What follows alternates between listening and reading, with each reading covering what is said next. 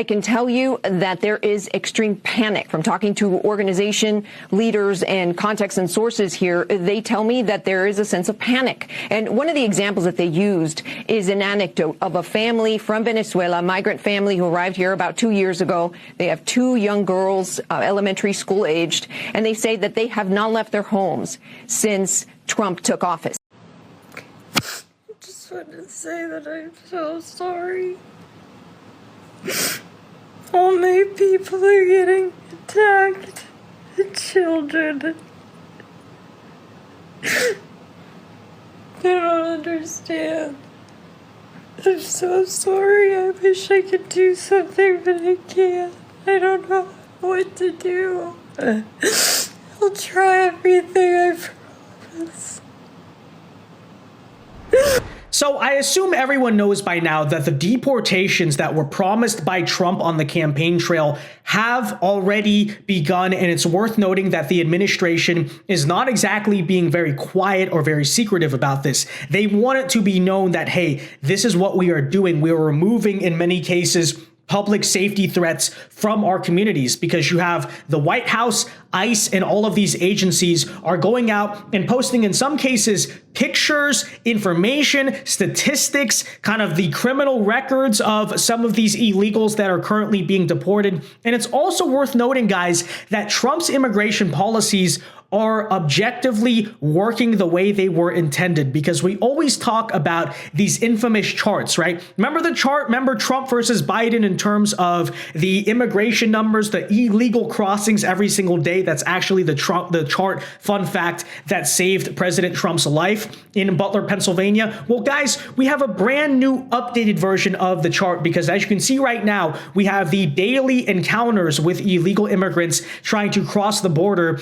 illegally in January 2025. And as you can see right here, I don't know if anyone's really all that surprised by this, but the moment you can see it hits January 20th, what happens to illegal border crossings? They go from several thousand per day all the way down to January 21st. You have 43, 141, 300, 34, 117. That is a minus 92.9% reduction of average illegal immigration per day within the first week of Trump's term. And guys, we are just getting started. And I think this video right here of someone who was actually turned away or sent back from the US-Mexico border really tells the story of how Trump's policies, again, are working.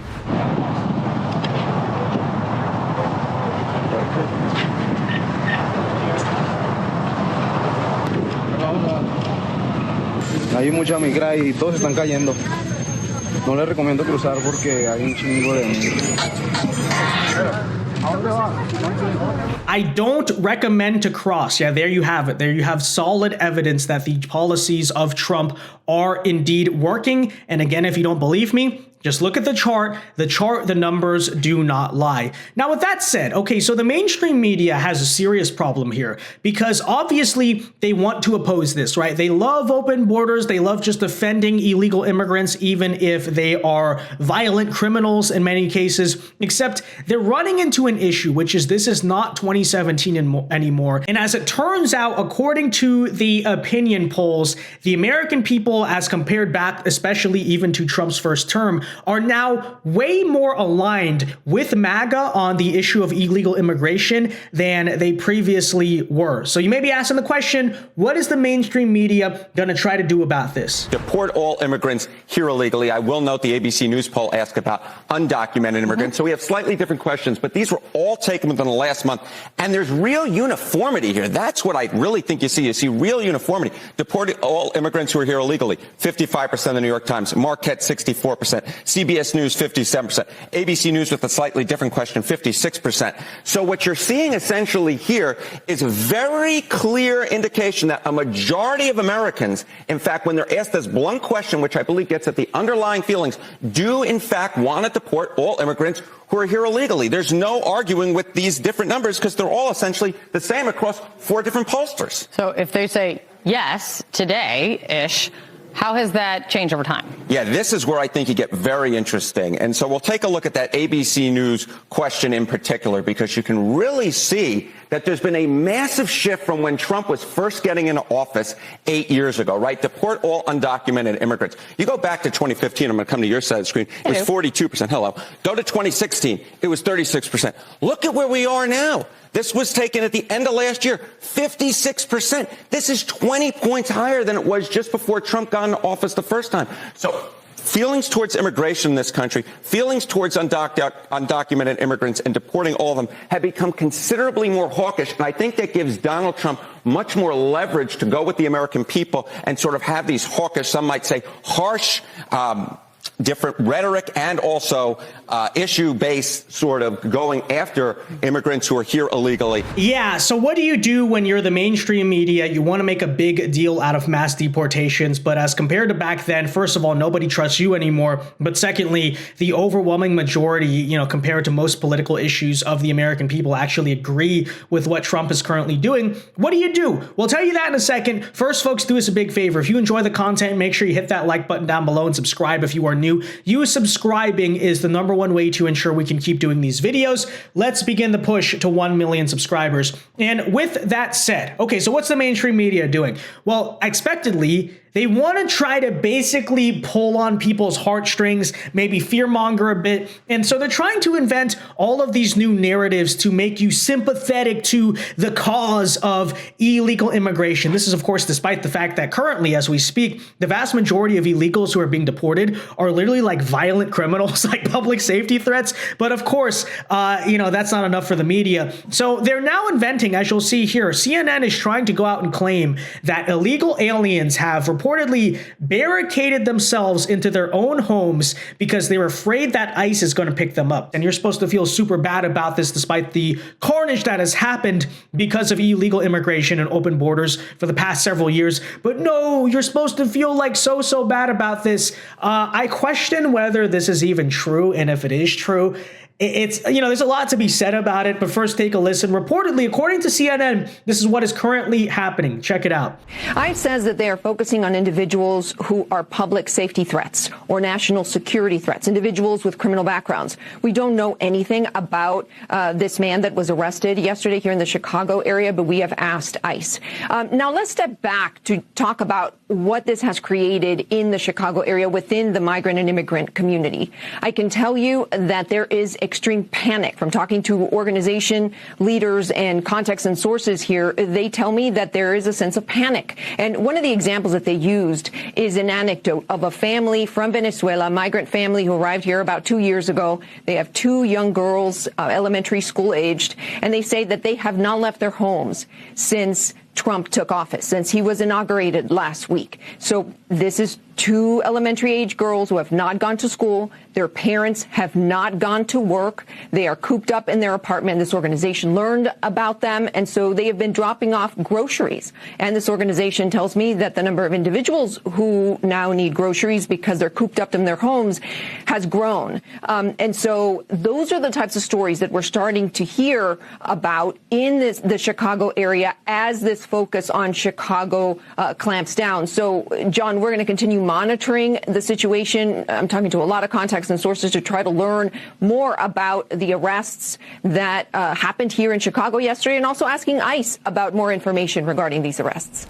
Yeah, so there's a lot to break down there. Let's do it in parts, because first and foremost, I just want to say the idea that NGOs and 501c3 nonprofits are basically using their resources to assist illegal immigrants in defying immigration law and essentially evading federal authorities, that is a serious crime. I would argue it is like strongly against the law. Nonetheless, I think some people probably should be prosecuted there. But even then, on a kind of less severe level, I think it's objectively true.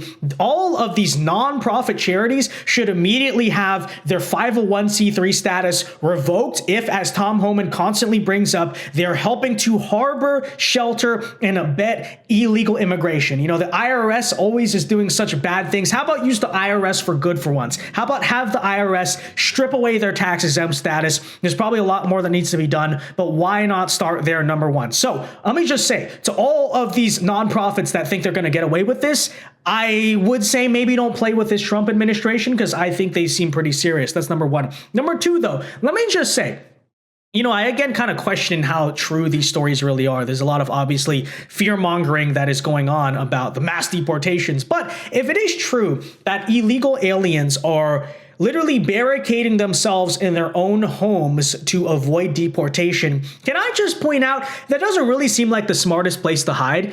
Okay, like I think it's a pretty known fact. If you're trying to hide from the authorities, which I never suggest you do, but if you're hiding from the authorities, maybe go somewhere else, right? Don't be hiding in your own home. So that's kind of the component of this story to me that just honestly seems so ridiculous and stupid. And it's like, okay, I don't know, whatever. But that's what we're being told, okay? But if that is true, that illegal aliens are like panicking right now and they're going into hiding, I would argue that is also proof that the Trump administration policy of trying to crack down on this stuff is indeed working, right? Because obviously under mass deportations, you're never going to be able to deport like every single illegal alien. But if we can overall also create a culture where in some cases, as we covered once before, sometimes these migrants are actually self-deporting, right? They're choosing voluntarily to go home. The suspension of the CBP1 app, for instance, is also just going to make it a lot harder for these people. Hey, you're not going to be able to live off the American taxpayer anymore as a non-citizen illegal immigrant.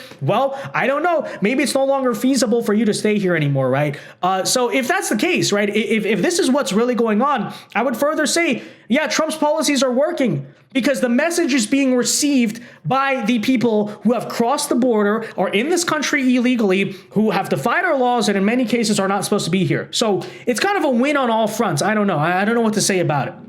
You're going to see this happen a lot. And I kind of warned about this even back before the election happened, which is on this issue of mass deportations. The American people overwhelmingly support it. We showed you that before. But what the mainstream media is going to try to do is fearmonger about it, right? They're going to try to tug on your heartstrings, say, oh my gosh, this is so bad. Look at this, look at that. The children, what's going on? All it is like a demoralization tactic to try to get the Trump administration and the Republican Party to basically retreat on this because the media keeps calling them mean. That's been their strategy the entire time. As you're seeing right now, it's playing out. That's exactly what they're doing. What's different, though, is I think as you're seeing right here, it's not really working, right? It's not like 2016 anymore where the media can successfully fearmonger to people. We're going to do what we're going to do. So I'm very glad I warned back then, like the Trump administration needs to stay strong on this. They can't fold. Well, so far we're doing a good job because so far, like the media is basically, it seems irrelevantly screaming into the void about this. No ability to stop it. So with that said though, guys, let me know your thoughts on all of this in the comment section down below. Be sure to leave a like on this video, subscribe if you are new. And until next time, God bless and peace.